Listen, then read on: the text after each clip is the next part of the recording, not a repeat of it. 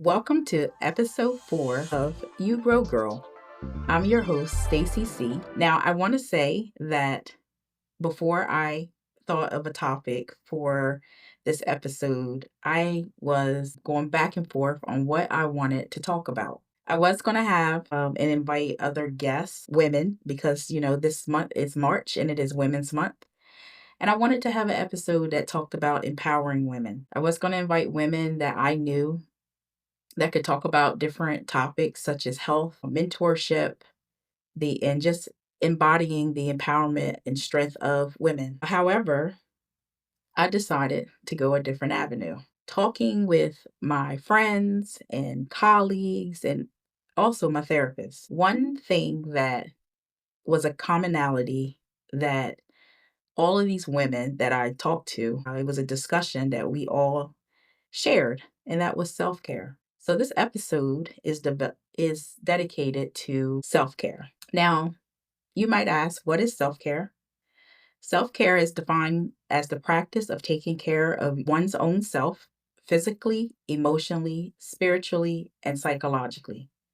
That is taking care of the mind, body, heart, and spirit. So, why is self-care such a hot topic for women? I wanted to talk about why is it so hard for women to make time for self-care? Now, like I know, as women, we wear many different hats. There are women that are mothers, we're daughters, sisters, aunties, grandmothers, godmothers.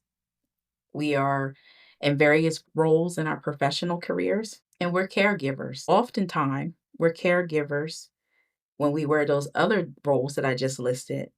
And sometimes you can just be a sole caregiver. As a caregiver, and women who wear these many different hats, we put everyone else's needs before our own. So, why is this so hard for women? Why is self care something that is not selfish so hard for women to do? First of all, self care should not feel like work. I know that you always see those cliches, you can't pour from an empty cup.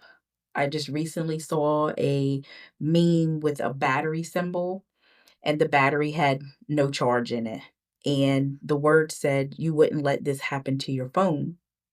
And I also saw the words, "An empty lantern provides no light." In order for women to develop new habits of self care and to make that time for themselves, that requires that women have to change long-standing habits and also changing different mindsets. Now, there are some consequences to not practicing self-care. When we don't do these things for ourselves, it can lead to burnout, it can lead to anxiousness, depression, a loss of appetite. You can have low energy, less patience with your children, with your family, with other people, and you also could feel less motivated. One of the things that, as I was talking with my therapist about this topic, she brought up a point that I agree with. She talked about capability versus capacity. And my therapist said that a lot of times women don't lack the capability to have self care.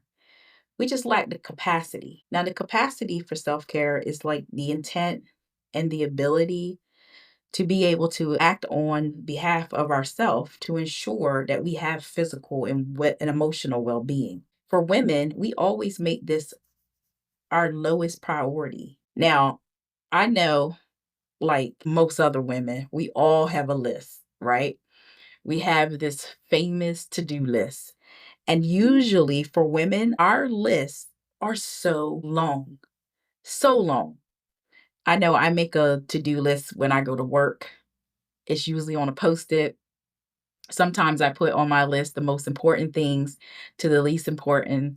Sometimes I just put on my list things I need to get done that day or that week. And, I cross it off or I check it off. And in this, new age of technology, you can make lists on your phone. I know I do for my notes. One of the things my daughter gets on me about making a grocery list because I don't like to do that. But she's like, "You can use your phone, make a grocery list." People can make lists on their computers. I know Google has Google Keep, and it's a nice little technology that's there, and it looks like a Post-it, and you can make color coded and everything. And on our list, we have so many things on there. Some things that we may have on our list, personally, could be household or appointments and chores. And one of the things that we need to start doing for our self care is making our list smaller and shorter. I know that a lot of women who may be married or have a significant other, they will find that a man's list is shorter than a woman's. And this is not to bash men or to talk bad about men, but it makes you wonder, why is it that a man's list is so much shorter than a woman? I know that was a topic of conversation when my therapist and I were talking about this topic of self care. She mentioned that in certain situations that she would have clients make a list, and the women's list were always long and the male's list was always very short. A lot of times I've also been as I've been talking to other people, a lot of times things that is for like a woman's husband is on the woman's list instead of it being on his list. So to be able to have self-care, one of the things that we need to do as women is we need to be able to and learn to shorten our lists. Now, I've talked about a lot of things as to why it's so hard for women to do these things, but the core of this podcast, of this episode, is to definitely go more into detail and talk about what are some things that we can do as women to have self care. Now, in my research, I found that there are something called the 7 pillars of self care, that is mental, emotional, physical, environmental, spiritual, recreational, and social. Now, I'm going to go through each one of these things and explain to you what that looks like for you to be able to implement some of these things for self care for you. Mental, that is the first one I'm going to go over. And for mental, some things that you could do for self care is journaling. I know that during my therapy, that is something that my therapist suggested to me was journaling, being able to get things out that I couldn't say out loud or didn't have the words at the time has definitely helped me to be able to decompress mentally. Meditation, that is another way to be able to incorporate self care mentally. I know a lot of people do use meditation as a way to be able to calm down or to be able to decompress. Taking a break from technology, so turning your phone off, turning off social media. That is another way that you can take a mental break and have some self care. The second one is emotional. So, for emotional, you can start to research and find some healthy coping strategies from stress. We all have stressors.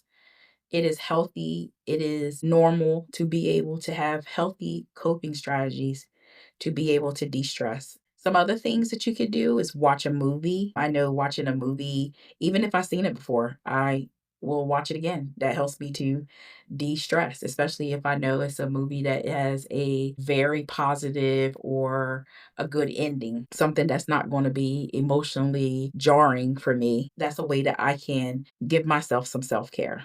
Listening to music, that is something that I do all the time. As I mentioned before, I love K-pop, and I love BTS, so I may listen to a BTS playlist. Sometimes, depending on my mood, I may wanna listen to gospel. I love as a Christian, I definitely need to be fed. I love the Clark sisters. I love Karen Clark Sheard. She's one of my favorite gospel artists. I also enjoy the music from Elevation Music. So, listening to music can definitely be a way to help you emotionally.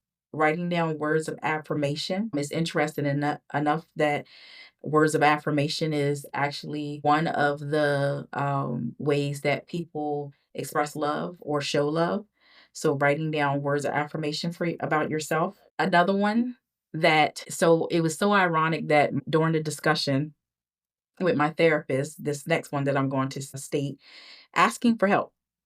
That was something that my therapist and I, when we were sharing this topic with her, she said that, that's something that women definitely struggle with. And I know, like, talking with a colleague of mine, she was letting me know that, going back to that list, that she had a bunch of things to do on her list, just things she had to do, chores and, cooking dinner and washing the dishes and packing lunches for their children, just doing regular household chores like laundry and things. And, one of the things I was like struggling with, but I didn't want to ask because, none of my business is like, why aren't you asking your spouse for help? And as women, we really struggle with asking for help, whether it be from our spouse, whether it be at work, whether it be just in everyday life. We, for some reason, struggle with asking for help. And the last one for emotional is setting boundaries. Now, I can say that within this last 2 or 3 years, that is something that I have done. And when I tell you that that has been such a relief in my life to be able to set boundaries and not feel guilty about it, let me tell you, it makes you feel so good inside when you set these boundaries and let people know in a nice way. Because you don't want to say it in a nasty way, but in a nice way. But no, I'm not going to do this, or no, you can't do this. I'm not going to accept this. Setting those boundaries makes it so much easier for you. It just takes off a lot of stress. I know for me, one of the things, or one of the people that I learned early on, who was setting boundaries, was my brother. My brother, whenever I would call him, we would talk and chit chat. And one of the things that he told me, when I was telling him some information that had to do with family, and it was like not good news, but what he told me, he asked me, he said, Stacey, I would appreciate if you not call me and tell me bad news or sad news.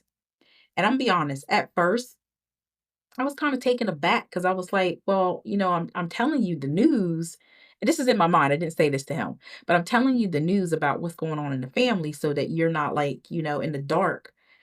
But then, listening to him, just he was just saying, "I just don't wanna know this information."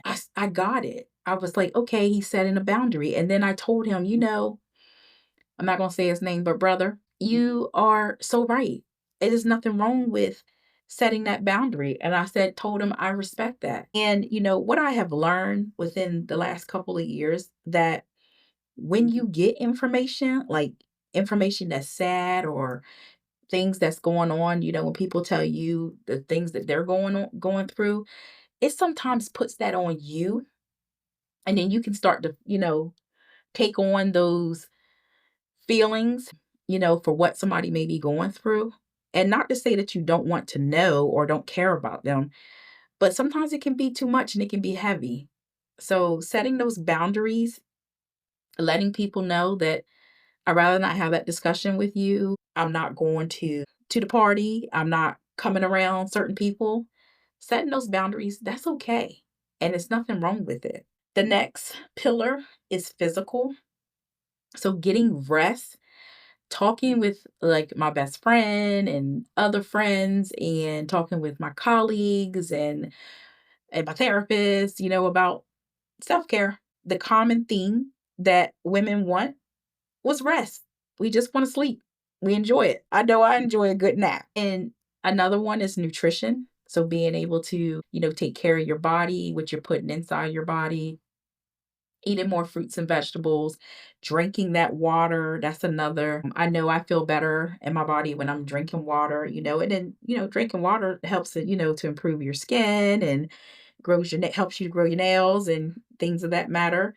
And taking supplements, like taking your vitamins, taking collagen, and other different supplements. That all is a part of physical self-care. And also exercising.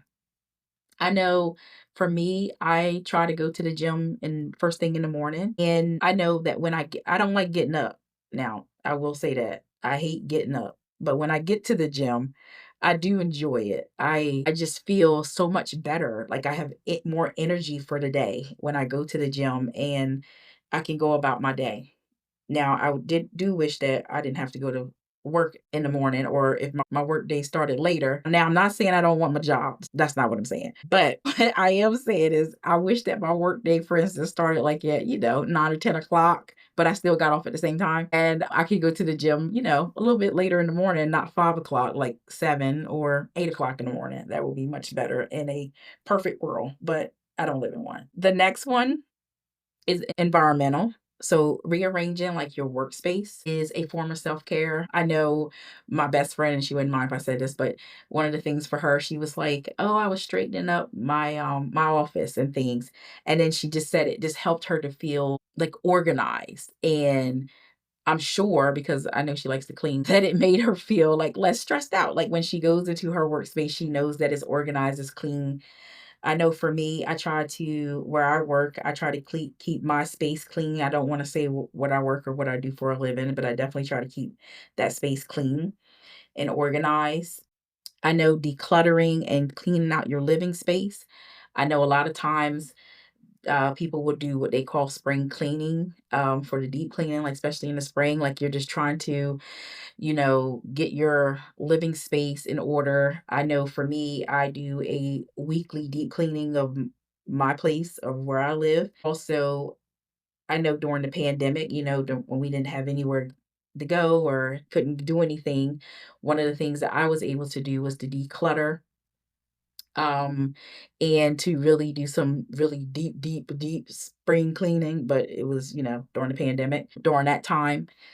I know that people also during, like, the New Year, when, people have that same cliche, "New Year, new me," they will get rid of, like, clothing that they no longer wear so they could be able to declutter and be able to go into their new year in a much more organized space. Going for walks is another way for environmental and also appealing to your 5 senses. So your sense of touch and taste and hearing, smell, sight. So doing something that appeals to those senses will actually help you with self-care. The next one is spiritual, reading your Bible. I know for me, and I always joke around with people because I do read my Bible each morning. When I listened to Pastor Stephen Furtick of Elevation Church in Charlotte, North Carolina. I listen and watch them every Sunday. I enjoy his church. But, I know, like, in some of his sermons, he was saying that, you shouldn't just read your Bible on Sundays, and that fell on me, on my spirit, and I was like, I do wanna read my Bible, I do want to be able to know the Bible so I can apply the scriptures to my life. So, me and God, we have conversations and things, so because, part of being saved is having your own personal relationship with the Lord, and I told, God, I was like in my a prayer, I want to read the Bible and things. And so I started doing it in the morning. Well, sometimes the Lord would just wake me up at 3 o'clock in the morning, 1:30 in the morning. And one morning, I tried to have a debate with the Lord and say, "Hey, I didn't say I wanted to get up this time in the morning and read my Bible." And once I was like, "Lord, it's 3 o'clock in the morning. I don't need to get up at 3 o'clock to read my Bible. I get up at 5 like I usually do to read my Bible." And the Lord told me to get up anyway. And, I was disobedient. I didn't want to get up out of my bed. And I turned over and I was like, I'm just going to sleep. And y'all know what? I couldn't go to sleep. So I got up, I read my Bible, I wrote down the scripture. And once I did that, and wrote some notes from the scripture, I was able to go back to sleep. But, like, again, reading your Bible can definitely be a way that you have some spiritual self-care.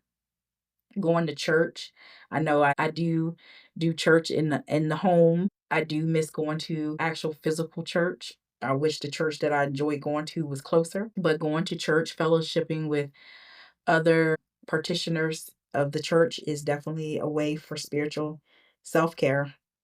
Finding community. So finding community spiritually, Bible studies. And I know for like Pastor Furtick, they have what's called EFAM and they have e-groups and it's a way for people to be able to get together. that have, the same spiritual, I wouldn't call it spiritual, the same, what do you call it? Interest either. But I would just say that it's a way for other Christians and other saints to get together and be able to fellowship together, to be able to read the Bible, and have, Bible study, being in the community with your church. It doesn't always have to be church organized activities. I know when I was a child, my grandmother church would like do things out in the community, and they actually would take us, on different trips and things. I remember as a kid going to the National Zoo in Washington for the first time as a child with my grandmother's church. And also volunteerism, volunteering in your community, being a mentor. I know that my aunt, for instance, she does a lot of volunteerism. She actually is a part of an organization, a Christian organization, and one of the things that they do is volunteerism and being able to sow back into the community. The next one is recreational, having those hobbies, different things that you like. I know that, some people like to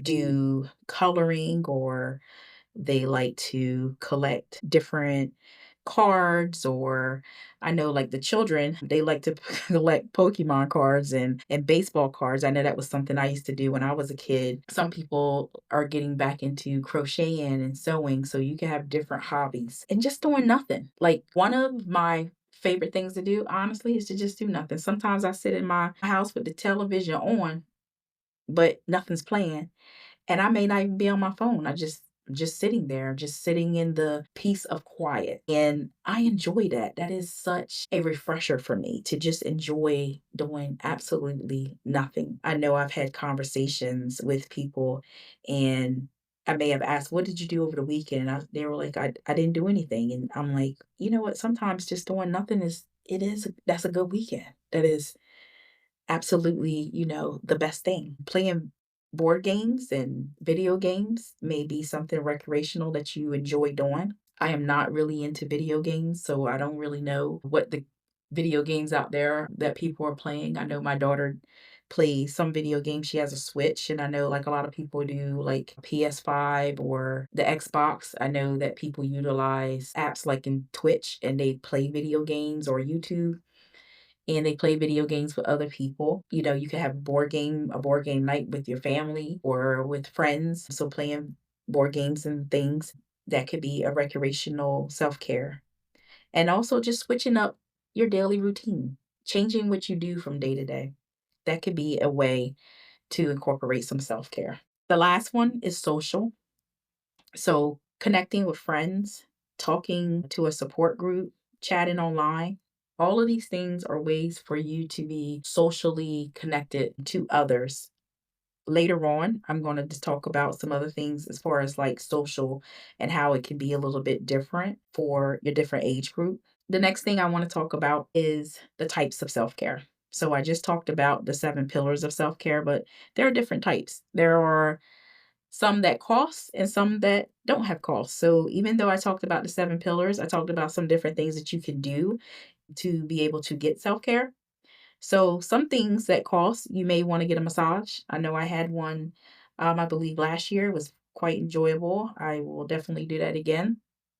But having a massage is a way of self care, to be able to decompress stress and just give yourself, that opportunity to have something just for you. Getting your nails done. I enjoy getting my nails done. I go about every 3 weeks, and that is a way that is self care for me because I enjoy it. I enjoy being able to express myself artistically with getting my nails done. Getting a pedicure, again, another way to be able to have that self-care while getting yourself a pedi, and you don't have to just wait for the summer months or for spring for you to get a pedicure. You can still get a pedi in the winter. Trust me. As I call them, my Vietnamese cousins would tell me and others, you can still get a pedi in the winter. It's not just because they want to make money. So you can still take care of yourself. Another way that, you can have self-care and it, drinks. And I don't mean like alcoholic, but if that's what you choose, like having wine, if you want a glass of wine at the end of a long day, that could be a way that you self-care. But also like Starbucks. Like today I had lavender matcha. And that was a way for self care for me to be able to enjoy a new drink that I have never tried. And I enjoyed it actually. I'll be getting that drink again. Treating yourself to some sweet treats. I know, like, one of the things I do love is ice cream, though it don't love me back. So, like, going to Dairy Queen or Cold Stone is a way to be able to have some sweet treats, or going to a bakery. There is a really good bakery in downtown where I live. They have really delicious cupcakes. So, being able to treat yourself to a sweet treat is also a way for you to incorporate self care. Doing some body care treatments, giving yourself a mask. That is something that I did today. I gave myself a mask today because, well, for one, my skin was dry and I needed it, but I did it anyway because that's another way that I can incorporate self care for me. Also, waxing. Some people like to do, their own waxing, whether you do it at home or you go to a place to pay for it. That is a way for you to be able to have some self care. Now, I just went over a few things that you can do for costs that cost money, but I'm going to go over now some things that don't cost any money. Exercising definitely doesn't cost money. You can go for walks. The weather is getting nicer now. The sun's staying out longer. You could definitely do the walks or exercise, once you get off of work and late in the afternoon. Reading, that is something that I started getting back into about last year. I know like some colleagues of mine, they enjoy reading different books and, I actually like reading romance books. It's a way for like, some escapism, I guess, for me from like, my everyday life. So I definitely enjoy that. Taking baths, taking a nice hot bubble bath or warm bubble bath, whatever you want, is a way to be able to have some self care that doesn't cost anything. Watching a show. I know for me, I love a good K drama. I also enjoy Chinese dramas, but preferably only the historic dramas or whatever. I know for me, I joke all the time and tell people, when I first started watching K dramas, one of the things I did because I don't have to work as much in the summer. So one of the things I did for a Korean drama that I was watching, it was so good to me and it had so many episodes that I kept saying to myself, "Oh, I gotta keep watching this and I gotta keep watching this to know what's gonna happen." And next thing I know, I realized it was getting later and later in the evening, and I was looking at the time, and I would see that it was like, 11 o'clock, and then I saw that it was like midnight, and then I said I still gotta watch one more because it was just so enjoyable to me. And then I noticed it was like 1, 2 o'clock in the morning, and I still said, "Okay, I still gotta watch one more." And the next thing I know, I hear birds chirping, and I realized that I had stayed up all night long, and it was 5, 6 o'clock in the morning and the birds were chirping, but I still had to watch one more episode because the show was just so good. So, watching a show can definitely be a great way of no cost self care. Coloring, I know now they have really nice coloring books. They actually make adult coloring books now. That is a way for you to be able to have some self care. Going for a drive. I know recently I just purchased a new car. But I'm gonna let y'all know something. I don't like to drive. I did buy a new car, but I don't like to drive. I used to when I was younger. That would have been something fun for me to do, but the whole thought and chore of drive is not self care for me. However, I will say this though: the new car that I bought is it's not a Tesla. Thank you, Jesus. It, I mean, well, no offense to anyone who likes Teslas, but that's not my cup of tea. But, I will say that my car will drive for itself. I do have to, keep my feet on the, gas or the brakes or whatever, but it will drive for me. So that is a plus. Writing, some people, again, like I mentioned earlier, journaling, writing poetry, that could be a way that you give yourself some self-care, writing words of affirmation, um, and listening to music. Like I said earlier, whatever your music that you like to listen to can be a way to have no cost self care. I know for me, I also enjoy listening to music while I clean. So I have an Alexa, so I will ask her to play different groups and she will play the different music while I clean. It helps to make it enjoyable. The next thing I would like to talk about for self care is you have to schedule it. So when I was talking to my therapist, one of the things one of the other things she talked about is that you have to schedule your self-care. So you have to make time for it. So one of the things that I make time for is definitely first thing in the morning. So first thing in the morning, I usually go to the gym. I read my Bible. I know some people may meditate, some people may read, they may listen to music, before you get your day step started. So some people may schedule their self-care in the morning. Maybe you need to schedule your self-care in the evening. I know growing up, my mom must have, I wouldn't think I don't think she called it self-care, but I'm gonna call it that now, hindsight looking back. But one of the ways that she scheduled her self-care was around this time of the year, definitely because I always tell my friend this is always a nostalgia for me because it always makes me remember when my mother would put my brothers and I, not at the same time, in the tub. She would get us bathed and in the bed by 7:30. And I remember the sun still being out and we were in the bed. But hindsight looking back, that was my mom's self-care. She needed us to go to bed so she could have her time to herself. So maybe, again, your self-care might be in the evening because it definitely was my mother's. So that goes into the next thing, parenting breaks. Having scheduled parenting breaks. So like my mother put us in the bed so she could have her time to herself. Maybe, if you're married, you and your spouse could, talk about and schedule parenting breaks for each other. Maybe the husband may take the kids for the whole day or in the evening, and you have the day to yourself, and maybe vice versa, whatever it looks like in your house. Maybe as a mother, you could schedule days just for you. So call it scheduled mom days, call it mom days. So maybe every 3 or 4 days, you take a mom day and you don't have to be a mom that day. So I don't know. You also should definitely make it simple for your self care so that it becomes a habit for you. You can also do 5 minute self care. So I found that, you can book an appointment that you've been putting off.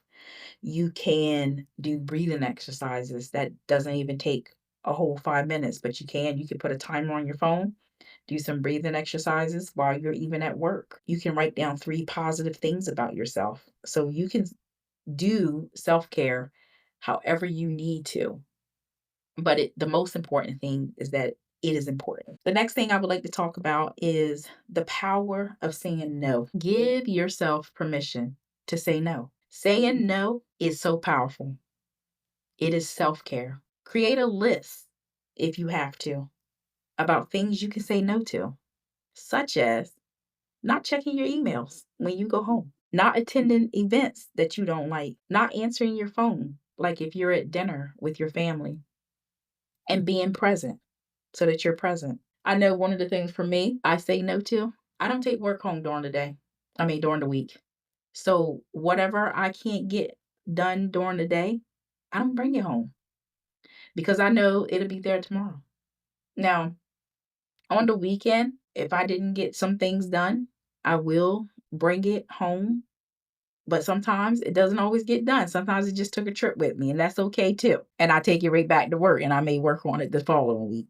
So it is okay to say no. Saying no is self care. One of the last things I would like to talk about is self care at different ages. So earlier, I talked about being able to have some social time. So, for instance, as a young woman, you may do some of the things that I mentioned earlier, like going out and meeting friends. And that's fun to do because that's part of, you to decompress and you're having fun with your friends and things. But as a 40-year-old woman, I can't go out like I used to when I was 20. I look back now, or not even 20, but in my 20s, I look back now and, I remember going out to the club with wait, it wasn't the club. I don't know where I was going. I was somewhere in Philadelphia and I was with a friend of mine at the time and my best friend. And we went out and partied and we did come and we did sleep a little bit, but then we went to work the next morning and I'm thinking to myself, I can't do that now. If I go out right now, I'm gonna need a nap in the middle of the day before I can go out. And you know what? At 40, I probably don't want to go because it's dark and I don't want to go outside.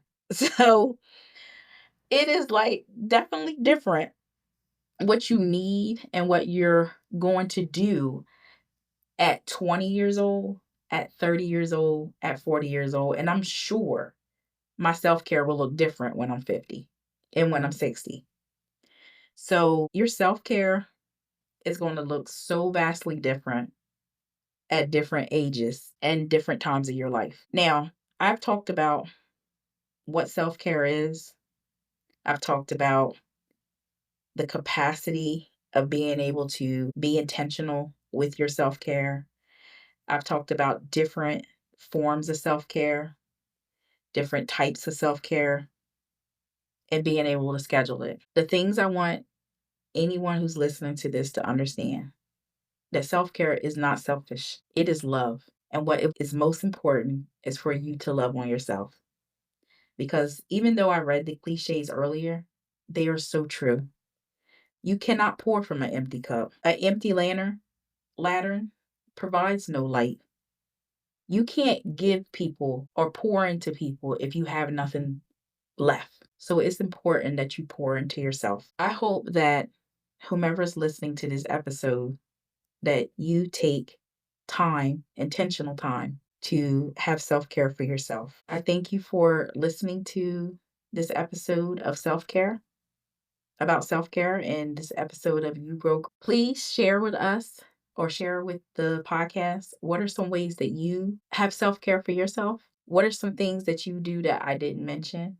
What are some things that you do that I did mention and how it best works for you? And I also want you to share and like this episode so that other people can hear about the different ways of self care. I thank you for listening to this episode of You Grow Girl. I hope that you enjoyed it. I hope that you found something that you can grow from. Please do not forget, subscribers, to like and share You Grow Girl podcast. And I thank you for listening to You Grow Girl with Stacey C.